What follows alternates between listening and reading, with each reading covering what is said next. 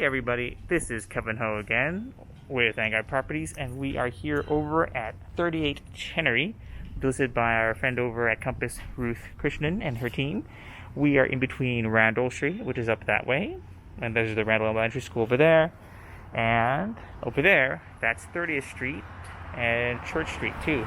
This is a single-family house, lots of, added on construction and things over the years, and it's basically a fixture here. But nice thing you notice, you have the garage, and then you've got a nice Victorian facade. Probably needs a little attention, and then you are detached from the next building. 31 inches is what we measured it at, and you are of course right next to the house next door. Rafi's with me, and we're going to take you on a quick walkthrough of this house. Ostensibly it's 3 levels, and at one point in the past it looks like it was made into a 3-unit building.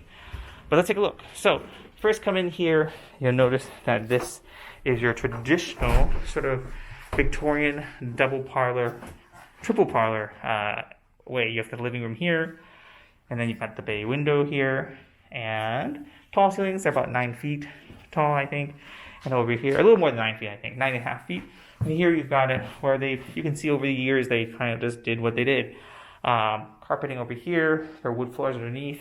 Here's one of the rooms on this side, the old window there, that's the other half of that.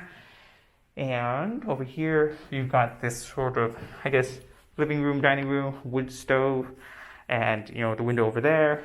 And over here, another room. So it's like kind of that triple parlor. You could do double parlor family room, an office here.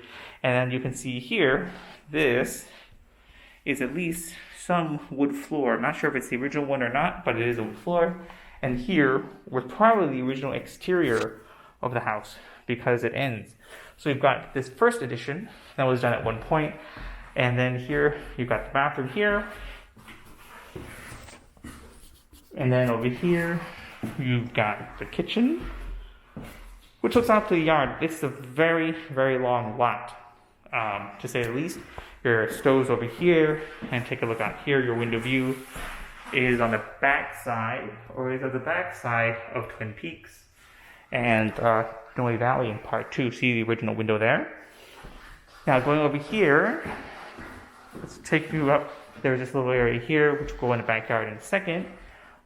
And then over here, like we said, let's go upstairs and show you what they did up there. Now, upstairs is interesting. They've done dormers in the past, and they actually end up with a fair amount of room. Enough room, I believe, or we think, that you could probably have 3 bedrooms and 2 baths. So that's pretty nice. So up here, the side stairs here, I might relocate these in the end, but we've got one room on this side. This is the front of the house. There's that little circle window that you can see if you remember. And here you've got the pitched roof, the original pitched roof line here. But I would open this up, and you would have the cool exposed rafter look. It would be pretty neat. Looking out here, take a look here, you've got the view and your neighbors over there. And like I said, the backside of Diamond Heights and Noe Valley, Dolores Heights as well. And in here, you've got the knee wall for the closet. And like we said, space up here, I think you could go up and make a cool rafter effect. And back here, this is more surprising, another bedroom. See the door ring there too. I might put the stairs somewhere around here or here.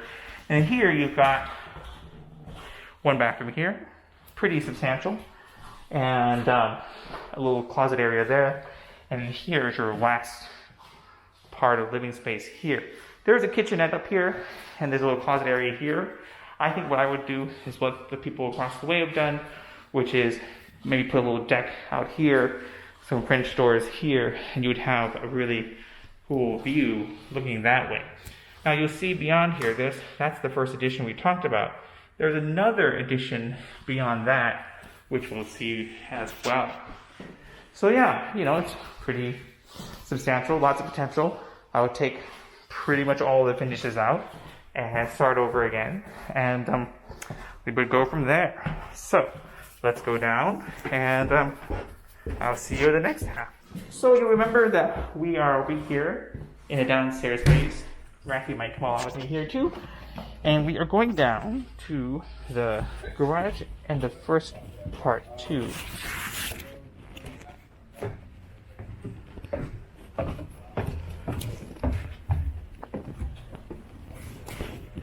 Let's take a look here. So we've got the downstairs space, like we said. Here's the side of the building, and let's go into here. You see the side back here of the back of the first edition, and over here is the basement. Oops, nope, not the basement. Let me go back. The basement's back here. Let's see. Tank of water here, and let's go here. We're going out to the backyard. Lovely Beard's Iris here. So you've got this nice sunny space backyard here, and you've got this addition. And you've got the back of the house up there, as you can see, and let's go in. So this addition is probably the last one, and according to where we understand so far, I don't think this was necessarily permitted or warranted, but you can see it goes all the way towards the back here. So this is the first area here. Second area here. It's fairly bright. If it were me, I think I might take all this out and turn it into an outdoor living room, maybe a pergola or something here. We've got some water staining and some staining here. Those ceilings, it's generally not the most conducive, I don't think. Got a kitchen area here, and I think we're getting to the original house somewhere here. Can't remember. Somewhere right there. So in here, we've got the garage. So the garage is actually pretty substantial. You do have a bit of jerry-rigging in the front here of the foundation. Remember out there we had that higher foundation, higher sidewalk, and that little door. Here you can tell that you've got these support beams. You've got 3 of them sandwiched together, and they go that way. Then you've got this kind of sort of weird, I don't know, what do you call that? Goes here, you've got something here, and then here is the other side of the garage. You've got Federal Pacific panel, which would need to be done. And here, taking a look here, it's all kind of confusing. On one sense, you have the main beam of the house going that way. Then you have this beam here that kind of just ends and gets attached to these, which aren't necessarily supported here.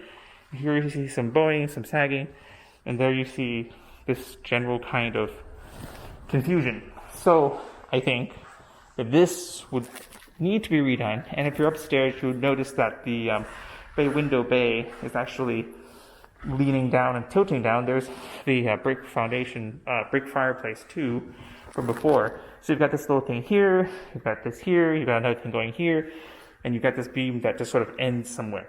So all of this probably gets reconfigured. You probably put a moment frame in here, probably do some additional framing, and maybe do a steel spine going down this way. But that would get you side-by-side garage parking and more living space starting back here. I think that would be pretty cool if you utilize that space. Because remember, upstairs, you already have a generous amount of space. And down here, you have this space. I think you would end somewhere around here. You could do another guest room, master suite down here, a bar, a hangout room, a family room, or whatnot. But yes, lots of possibilities. And I don't think you even need to keep this. Now, if you wanted to keep this, I think you'd have to go through some architectural and planning issues because, you know, it probably goes way back into the setback, and that connects through. And you know, I'm not sure how that would play out. Something you would definitely want to consult an architect or even a land use attorney about too. But yes, in the end, this is number 38 Chenery. Pretty interesting opportunity. Of course, it's an aggressive list price at 1.2. Look at that building next door. And listed with Ruth, like we said. This is, of course, K.Ho from Vanguard Properties showing you the property. Thanks for watching. Take a look at our YouTube channel for more, and we will see you at the next one.